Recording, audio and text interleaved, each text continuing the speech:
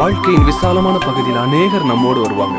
ஆனா நெருங்கின நேரத்துல கர்த்தர் மாத்திரம் வருவார். கைவிடாமல் விட்டு விலகிடாமல் நெருங்கின பாதையிலும் கூட வந்தீர். கைவிடாமல் விட்டு விலகிடாமல் நெருங்கின பாதையிலும் கூட வந்தீர். வார்த்தையினால் நீ சொன்னதெல்லாம் கரங்களினால் இன்று நிறைவேற்றினீர். வார்த்தையினால் நீ சொன்னதெல்லாம் கரங்களில்